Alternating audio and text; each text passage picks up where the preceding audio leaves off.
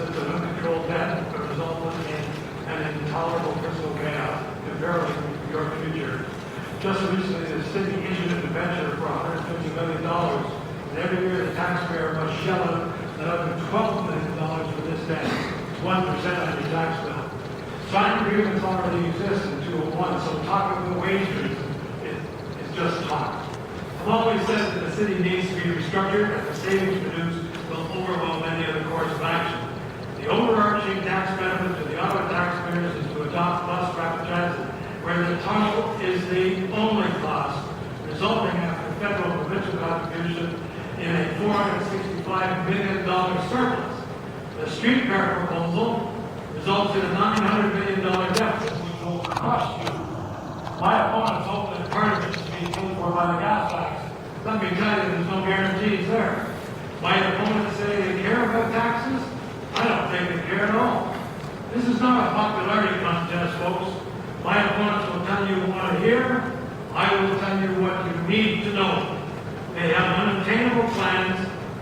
I have done it. Thank you.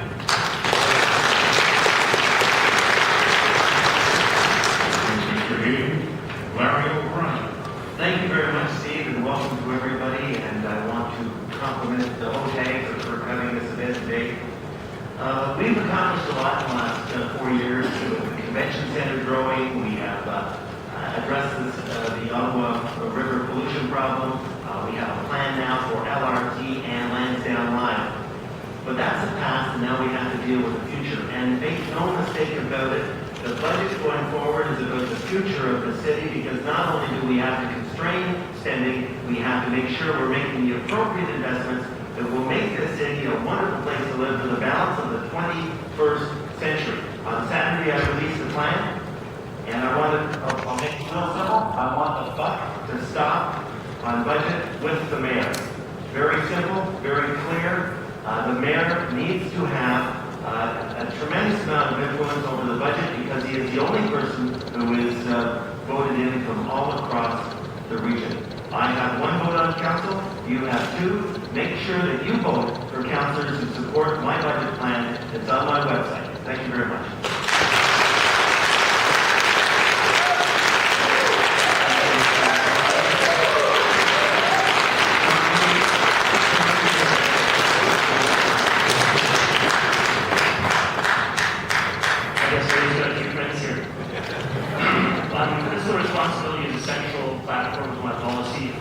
Central pillar of my platform.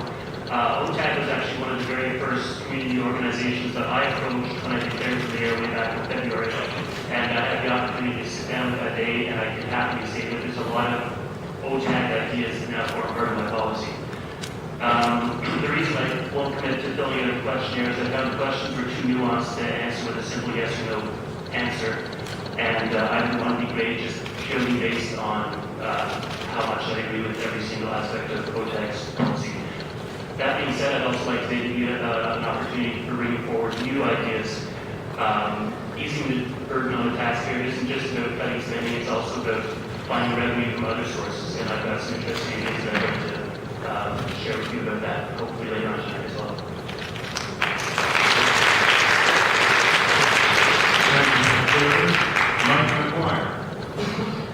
Thank you. Good evening.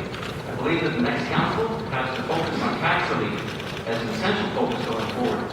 Since the introduction of the HST and the skyrocketing hydro costs, it's become ever more evident that there simply isn't enough money to continue to raise municipal taxes. Secondly, I oppose the downtown Ottawa tunnel. Whether it's got buses in it or an LRT, the costs are going to be extraordinary. The maintenance and operation costs will be far more than we can bear.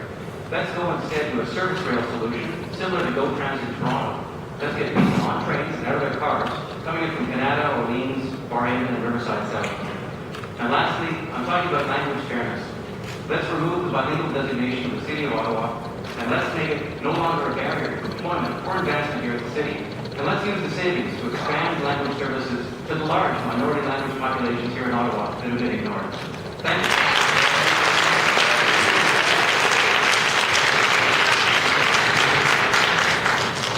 Thank you, Mr. McGuire. Robert Gilchick. Thank you very much for this opportunity. Thank you very much for this opportunity.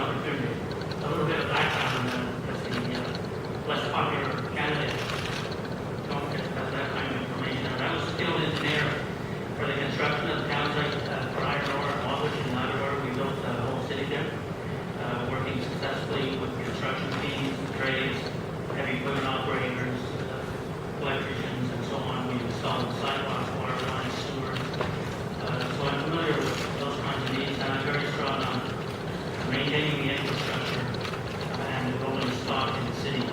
So my targets are really, we would have no salary freeze, and unless we can find a way to freeze the increase in the cost of living. So we have to find a way to afford that by finding efficient ways.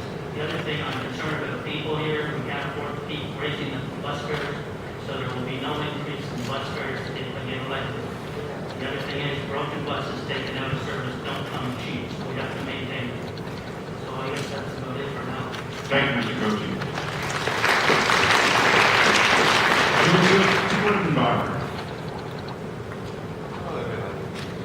Hello, everybody. I'm just Fred Docker. A year ago, I was just professionally around like everyone else, having a nice life. Then I got a subscription to the National Post. And, well, I basically I kind of like it. But the subscription opened my eyes to a lot of arguments that I haven't really come across lately. And, well, it made me aware that we're spending far too much money right now. If you saw an article in the Citizen, I don't know if it was in the print, but it was online. I said I would work for $40,175 a year, which is the median income in Ottawa. You're already paying me $12,000 DSP, so you get a break there too.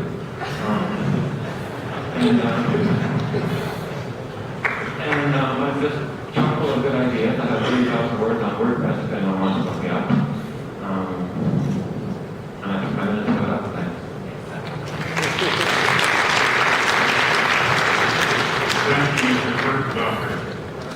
Did anyone want to rebut anything that they have heard in the opening statements?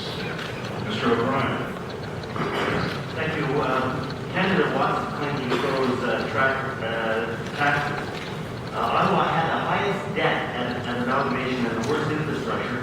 He tried to balance the books by selling off land down Park to Mayoral and by transferring all of the city debt to Ottawa Hydro. And I quote from the Ottawa Citizen, with a quick shuffling of the books, Mr. Watson wants to use one of his current assets to bolster the only asset that counts the city of Ottawa, and that was from the Ottawa Citizen editorial.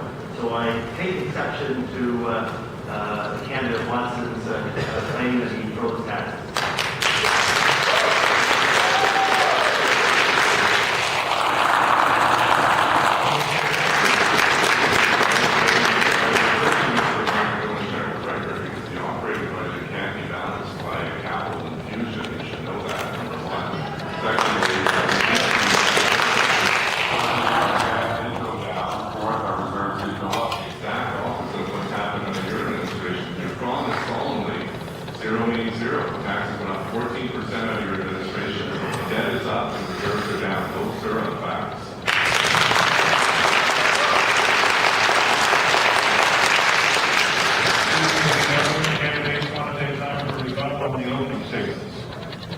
I'd be glad to do it in a moment, but I'd rather be entertained.